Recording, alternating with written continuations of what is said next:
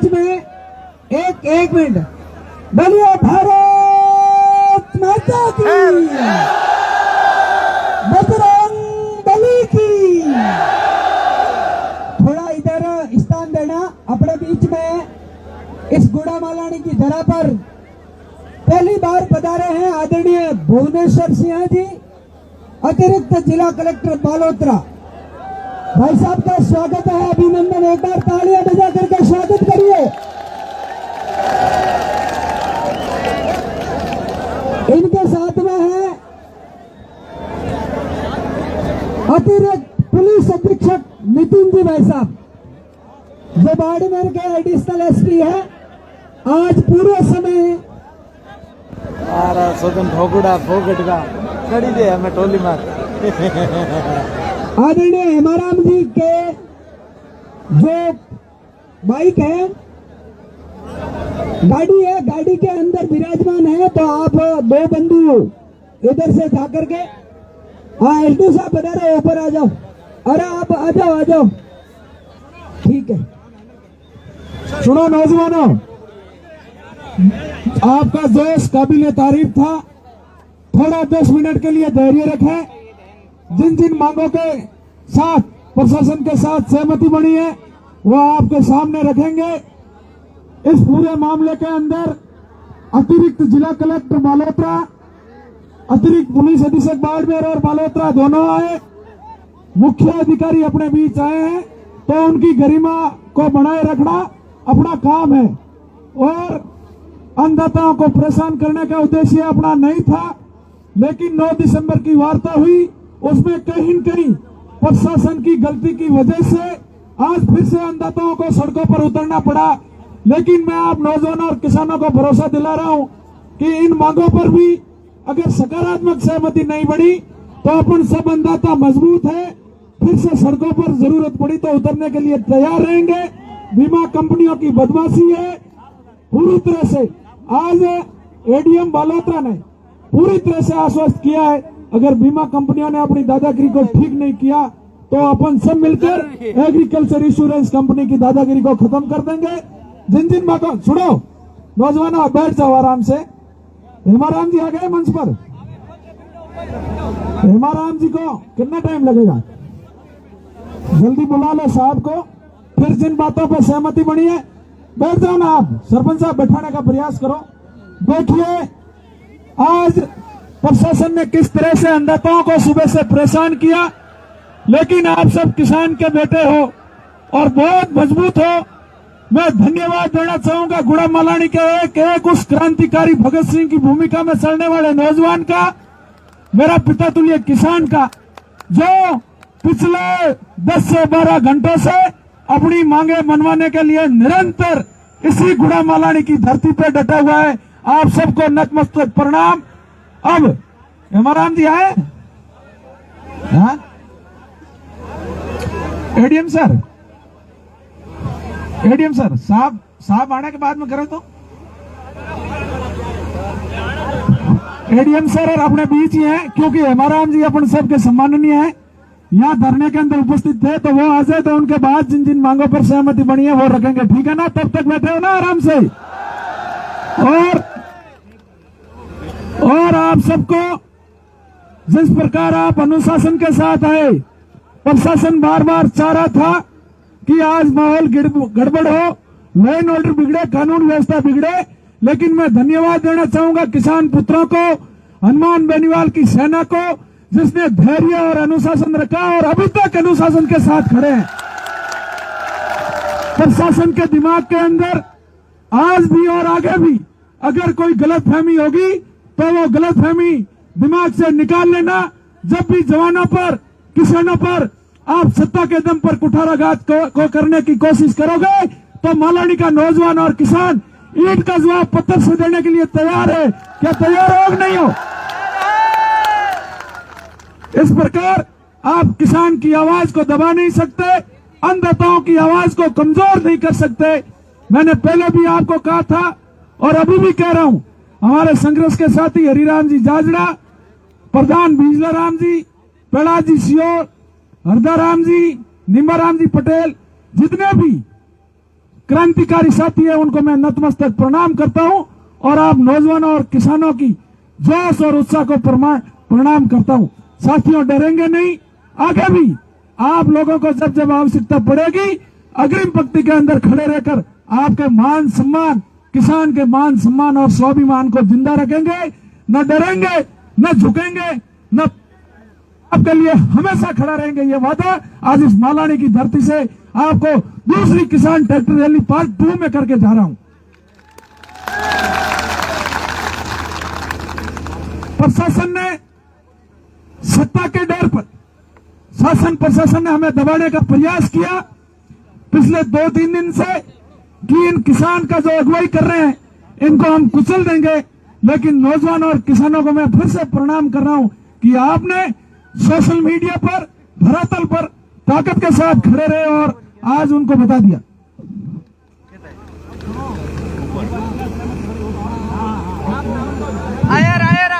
साहब आ गए हेमाराम जी, साहब को हेमाराम जी को आने दो। सुनो, मैं हेमाराम जी चौधरी को और हमारे सुप्रीमो हनुमान जी बेनीवाल को धन्यवाद इस बात का दूंगा, जब प्रशासन हमें रोकने का प्रयास कर रहा था तो हनुमान बेनीवाल ने एक ही आवाज के अंदर कहा कि ताजाराम तुम चिंता मत कर, नागौर से गुड़ा मलानी आने में 3 घंटे लगेंगे, ज्यादा देरी नहीं लगेगी।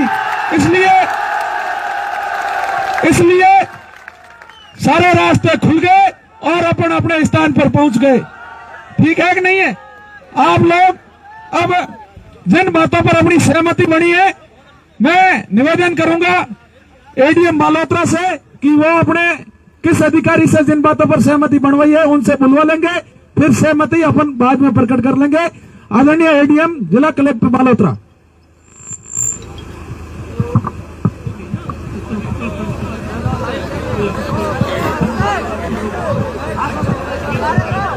ये प्रधान साहब जो है हमारे बिजला राम जी, ये पढ़ रहे हैं अभी आपके सामने, है ना, जो जो बातें आपने बताई थी।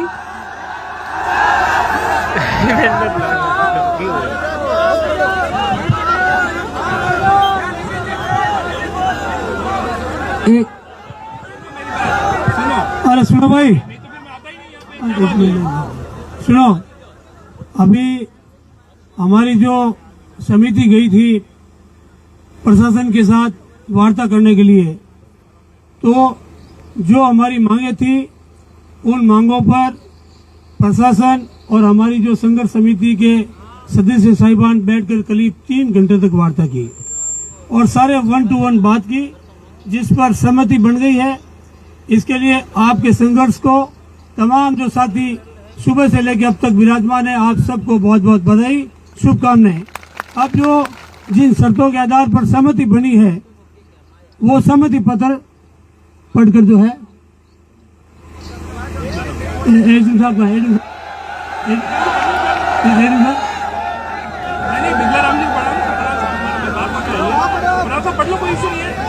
एडीएम साहब, एडम साहब, एडिशनल एसपी साहब और सारे प्रशासनिक अधिकारी मौजूद हैं।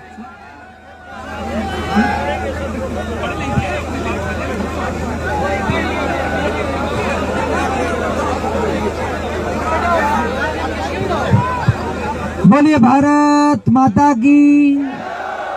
अब भाई साहब थोड़े आप सुन लो जो अपनी वार्ता हुई है।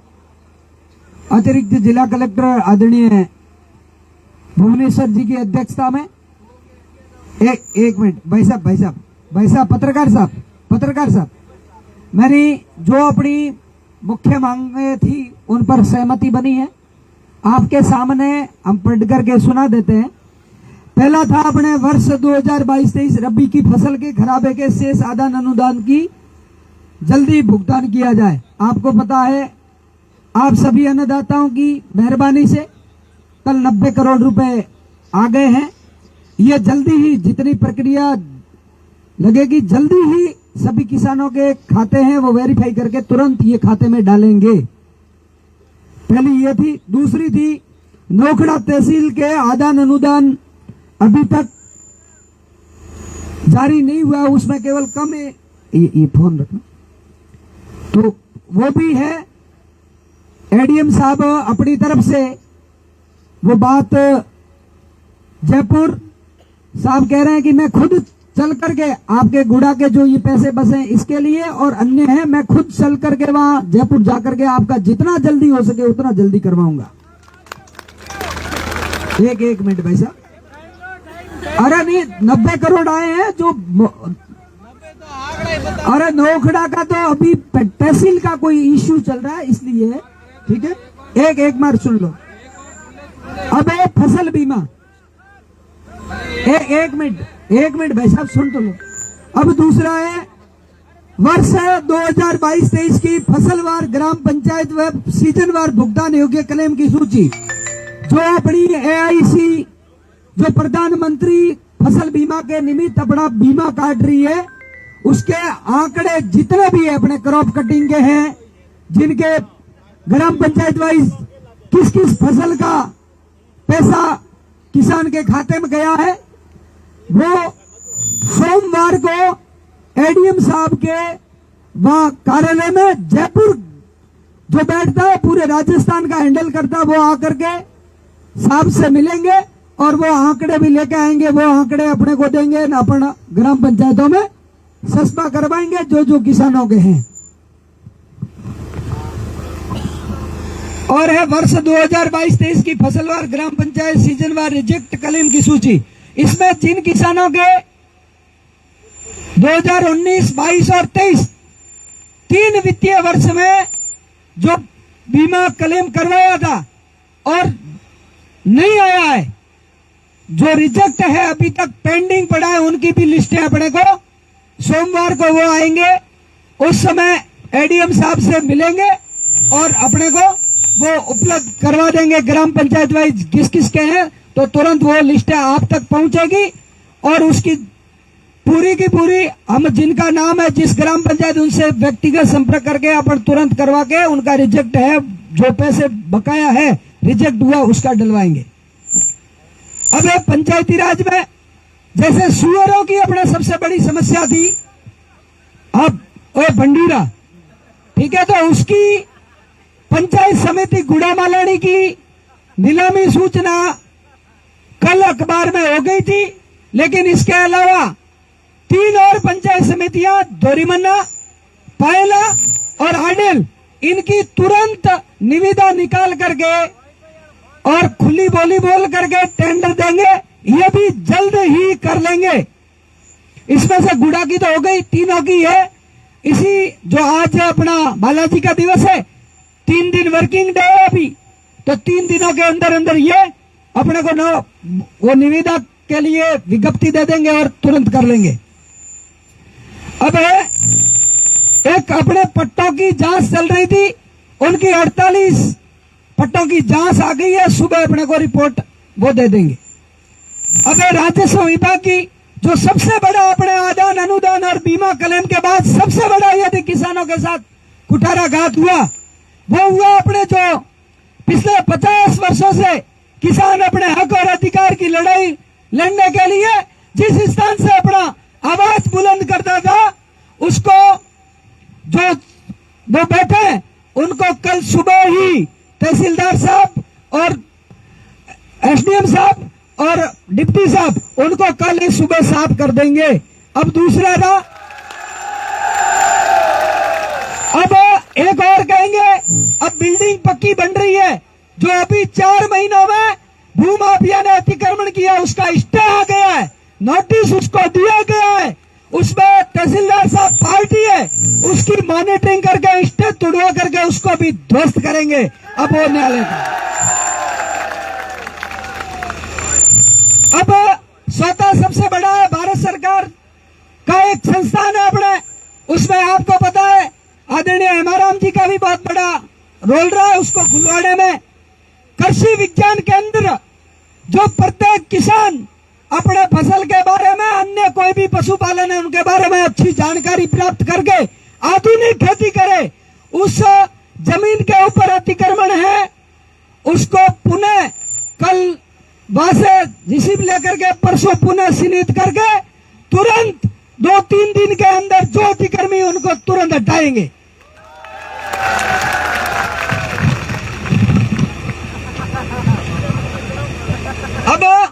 ये इतनी अपनी मुख्य मांग थी। अन्य है वो दिया हुआ है, एडीएम साहब पर पूरा भरोसा है। और ये संध्या वंदन का समय, तो मैं निवेदन कर रहा हूं कि आप सब जो आप पूरा जो आज किसानों ने आपने ताकत दिखाई है, और जो एडीएम साहब और आज इतिहास में पहली बार अपने ही जवान बंधु नितिन जी के मार्गदर्शन में पूरा लॉ एंड ऑर्डर मेंटेन किया है। और इसमें अपन ने 1% भी कानून हाथ में लेने का काम नहीं किया। आपने सभ्य तरीके से आज इस रैली को यहां तक पहुंचाया है। समापन की स्थगित की ओर अपन बढ़ रहे हैं।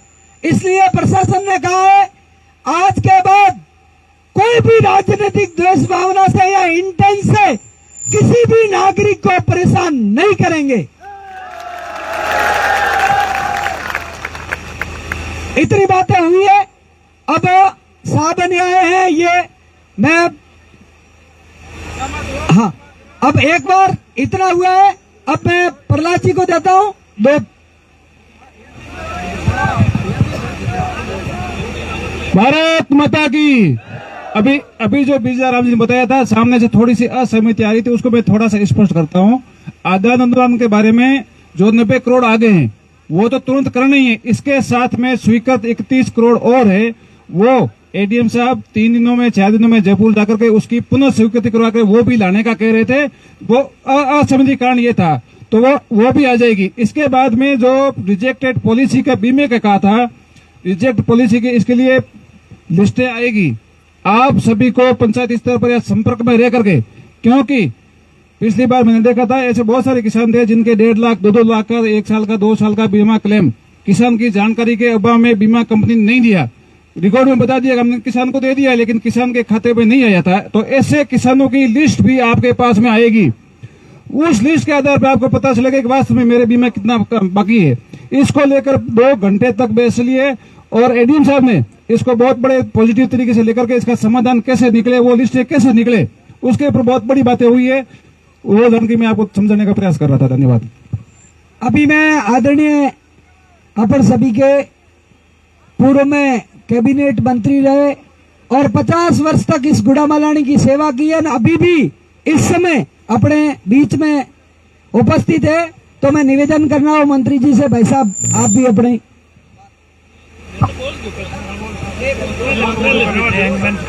पहले बोल गया।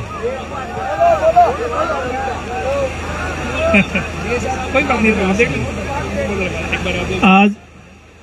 आज ये किसानों ने अपनी समस्याओं को लेकर के ये जो धरना दिया गया, इस धरने को बहुत ही शांतिपूर्वक ढंग से आपने इसका आयोजन किया, उसके लिए मैं सभी किसान भाइयों को बहुत बहुत धन्यवाद देता हूं। आपके सहयोग से ये शांतिपूर्वक रहा।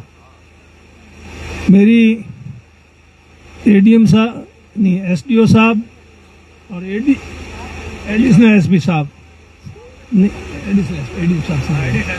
एडिशनल एसपी साहब और एसडीओ साहब से बात हुई थी। सुबह से ही मैं उनके संपर्क में था।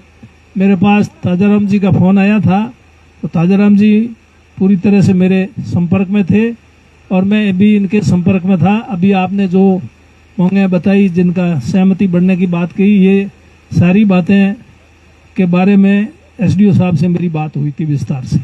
उन्होंने भी काफ़ी यही पॉजिटिव बात की थी।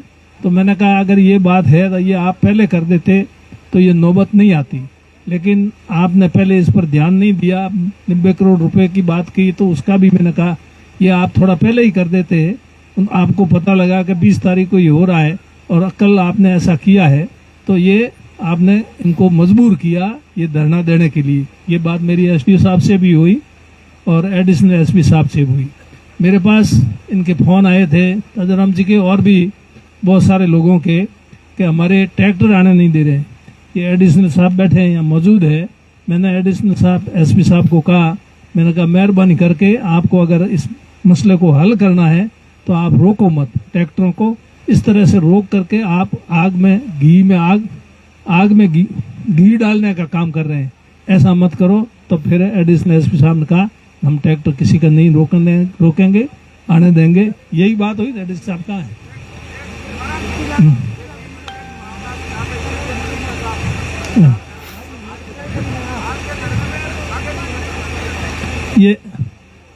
ये बात मेरी एडिशनल साहब से हुई तो इन्होंने उसके बाद में नहीं रोका ना। कहाँ गए एडिशनल? हाँ नहीं मेरे पास इधर रतनपुरा से भी जगह जगह से फोन आ रहे थे। अभी बदले की भावना से काम नहीं करेंगे, ये प्रधान जी ने कहा। एडीएम साहब ने तो नहीं कहा, प्रधान जी ने कहा। ठीक है नहीं, ये इस बात में मेरे को कोई दम नहीं लगता है। ठीक है नहीं, ये तो कहने की बातें हैं, बाकी सब होगा। हाँ, इसको आप दिमाग से निकाल देना कि बदले की भावना से काम नहीं होगा। वो तो होगा। अब उसके लिए आपको तैयार रहना, क्या करना क्या नहीं करना ये तो आपको ही, इसके लिए तो आपको ही लड़ाई लड़नी पड़ेगी। नुकसान भी आपको उठाना पड़ेगा, लेकिन सही चीज के लिए, अपने हक के लिए, चाहे नुकसान भी हो। लोग फांसी पे भी चढ़े हैं, आपको तो सिर्फ थोड़ा नुकसान ही होगा आर्थिक, इससे ज्यादा क्या। फांसी पे तो आपको कोई ये चढ़ा नहीं सकते। ये बात लिखी है, इन्होंने कही है। ठीक है, मैं जानता हूँ ये राजनीति में क्या होता है, कौन क्या है, नेता क्या करते हैं, नेताओं का क्या स्वभाव है, क्या नहीं है। पर ये तो आने वाला समय नहीं करे तो अच्छी बात है, इनको धन्यवाद दे देंगे। पर मुझे इस बात पे नहीं लग रहा है। पर खैर ठीक है, ये भी बात आपने कर दी और इन्होंने आश्वासन दे दिया। चलो बात तो अच्छी की है, पर इसके ऊपर गौर हो। क्योंकि अभी सरपंचों के क्या हो रहा है, सरकारी कर्मचारियों के बारे में क्या हो रहा है। सरकारी कर्मचारियों को एपीओ कर दिया, नोटिस दे दिए हैं। किसानों के बिजली के कनेक्शन उनके घर बिजली वाले पहुंच गए, कई बार पहुंच गए। तो दिक्कत तो आएगी भाई। ये सरकार से लड़ना आसान नहीं है। आप समझते हो सरकार से लड़ना, ये तो ठीक है, आप लोग बहुत मजबूत लोग हो। ठीक है ना, आपने अपना नफा नुकसान नहीं देखा। नफा नुकसान देखते हैं तो यहाँ कोई नहीं आता। आपने बिना नफा नुकसान देखे कि भाई सबके साथ रहेंगे, सबकी तकलीफ अपनी तकलीफ है, तभी आप इतनी मजबूती से। जो मजबूत नहीं है ना, वो यहाँ नहीं आए। जो छाती जितनी कमजोर है ना, काल जो कमजोर है, नुकसान हो जाए मारे कहीं हो जाए। खैर ठीक है, इन्होंने कहा तो अच्छी बात, मैं धन्यवाद देता हूँ। एडीएम साहब तो है, एडीएम साहब क्या करेंगे, करने वाले हो रहे, एडीएम साहब थोड़ी करते हैं। हाँ, पर ये बात जरूर है, अधिकारियों को भी मैं ये कहना चाहता हूँ, आप मेहरबानी करके उनके दबाव में आकर के किसी के साथ अन्याय नहीं करें, गलत काम नहीं करें। पूरी तरह से ये अधिकारी कर्मचारी बिल्कुल गलत काम नहीं करना चाहते, मैं मानता हूँ। हमारा भी शासन रहा, हमने इनको देखा है, बहुत नजदीक से परखा है, ऐसी बात नहीं कोई। लेकिन इनके ऊपर ना जाने पता नहीं ऐसा दबाव मैंने पहले कभी नहीं देखा। बीजेपी का भी राज रहा, भैरव सिंह जी 3 बार मुख्यमंत्री रहे, वसुंधरा जी भी 2 बार मुख्यमंत्री रही, लेकिन ऐसा दबाव मैंने